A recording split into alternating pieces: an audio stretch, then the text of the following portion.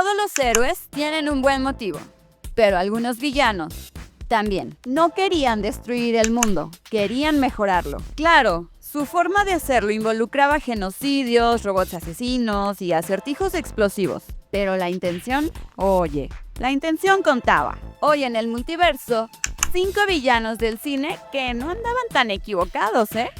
Solo necesitaban un abrazo del guionista. 5. Magneto. La vida de Magneto fue una tragedia con poderes magnéticos. Sobrevivió al Holocausto, perdió a su familia y vio de cerca lo peor de la humanidad. Y cuando años después la gente conoció a los mutantes, la historia se repite. Miedo, odio y persecución. Y ahí está su punto. Magneto tiene razón en que la humanidad no aprende. Cambia de víctimas, pero no su naturaleza. Hoy odian mutantes, mañana serán androides, pasado IA, y al final, siempre alguien termina con antorchas en la mano. Mientras su mejor amigo Charles Xavier predica la coexistencia, Magneto solo ve traición. El profesor X confía en los humanos una y otra vez. Lo único que recibe son robots gigantes cazando niños con superpoderes. Así que claro que desconfía. No es maldad, es memoria. Su visión es extrema, sí, pero también lógica. Si los humanos te temen, el siguiente paso es que intenten destruirte. Y si lo piensas, ¿acaso no lo han hecho siempre?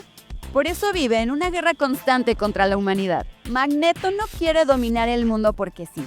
Quiere evitar que se repita la historia que ya vivió. Pero su error fue creer que podía salvar a los suyos repitiendo el mismo ciclo de odio. Y es que el tipo tenía un punto. La humanidad teme lo que no entiende. Y con el historial que cargan, Magneto tiene más razones para desconfiar que Charles para seguir creyendo. 4. El acertijo. El acertijo de The Batman no es el clásico tipo con traje verde y acertijos tontos. Este es más como un moderador de Reddit con muchos traumas. Y lo peor es que tenía razón. Ciudad Gótica está podrida. Políticos corruptos, policías vendidos, millonarios con más secretos que caridad. La ciudad es básicamente una telenovela con presupuesto de crimen organizado. Cansado de que nadie escuchara, decidió tomar cartas en el asunto. Literalmente. Cartas, bombas y videos en vivo. Quería desenmascarar a los poderosos, mostrar que hasta los héroes eran parte del mismo sistema sucio. Y en eso, el tipo estaba completamente en lo cierto. El problema fue el cómo, porque pasó de ser un justiciero con ideales a volverse el dios de los loquitos del internet, creando un ejército de fans con rifles y teorías conspiranoicas. Su plan final: inundar Ciudad Gótica para limpiarla, aunque su limpieza parecía más un apocalipsis con suscriptores. El acertijo no quería fama, solo quería que alguien lo escuchara. Pero en un mundo donde nadie te oye, la gente empieza a hablar más fuerte, y a veces demasiado fuerte, con explosiones. 3. Killmonger. Killmonger no nació con privilegios ni vibranium, nació con rabia y abandono. Mientras Wakanda se escondía tras su escudo invisible, viviendo en el paraíso, él crecía en Oakland, viendo cómo el racismo, la pobreza y la violencia se llevaban a su gente. Y ahí está su punto. Killmonger tiene razón en que Wakanda, la nación más avanzada del planeta, abandonó al resto del mundo. Mientras millones sufrían, ellos jugaban con hologramas y lanzas láser fingiendo que no existían. Su mensaje era claro: tenemos el poder, la tecnología y los recursos para liberar a los oprimidos. ¿Por qué no hacemos nada? Y eso, honestamente, tiene sentido. Era un grito de justicia global, solo que con el volumen en 11 y un arsenal incluido. Porque sí, la idea de empoderar a los oprimidos era buena, pero su plan consistía en armar revoluciones en todos los países del planeta. O sea, su versión de la ONU era con granadas. Killmonger no quería destruir Wakanda, quería que el poder sirviera para cambiar el mundo.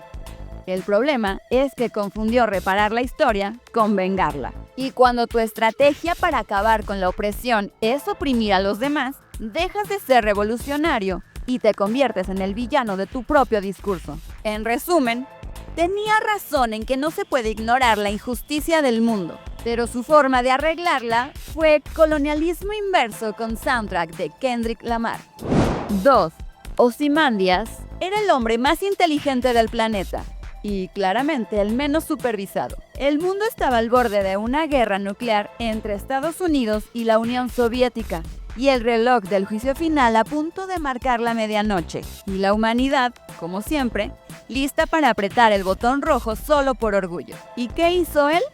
Nada de hablarlo, nada de votar, nada de avisar. Simplemente decidió hacer su desmadrito por cuenta propia. Provocó una serie de explosiones masivas que imitaron la energía del Doctor Manhattan, matando millones de personas alrededor del mundo. Todo para que los gobiernos creyeran que Manhattan había atacado al planeta y así, por miedo, dejaran de pelearse entre ellos. Y lo peor de todo es que funcionó.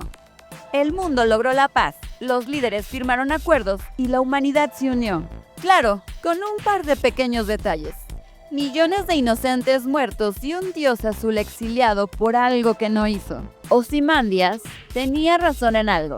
La humanidad solo se une cuando el miedo es más grande que su ego. Pero su forma de probarlo fue terrorismo a nivel global con justificación moral. El tipo no buscaba poder, buscaba control, y lo consiguió, convirtiéndose justo en lo que juró detener. Porque sí, logró salvar al mundo, pero al precio de demostrar que el verdadero villano no siempre quiere destruir el planeta, a veces solo quiere administrarlo.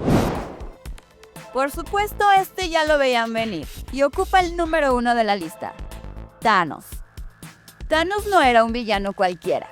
Era un ambientalista con complejo de Dios y muy malas estrategias de marketing. Su punto era claro: el universo estaba al borde del colapso. Demasiada población, pocos recursos, hambre, guerras, desigualdad, y nadie hacía nada. Así que su solución fue eliminar a la mitad de todos los seres vivos del universo. Matemáticamente suena eficiente. Moralmente es como decir: hay tráfico, mejor exploto la mitad de los autos. Y aquí viene lo interesante.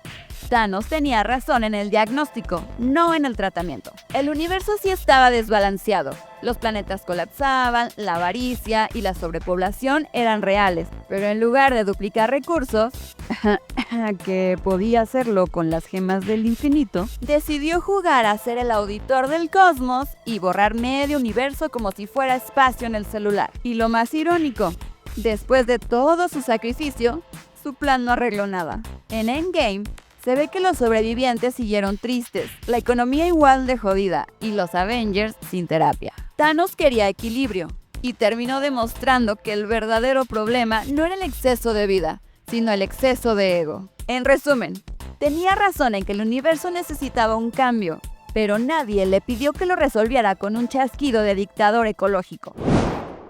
Y como bonus, otro más de Ciudad Gótica, la ciudad de los locos del coco por excelencia. Arthur Fleck, mejor conocido como Joker, aunque en esta versión no es el que se agarra a madrazos con Batman. Es más bien un paciente psiquiátrico que la sociedad dejó olvidado en la fila del IMSS. Se cansó de que el mundo lo tratara como retrete, de que todos se rieran de él mientras se caía a pedazos.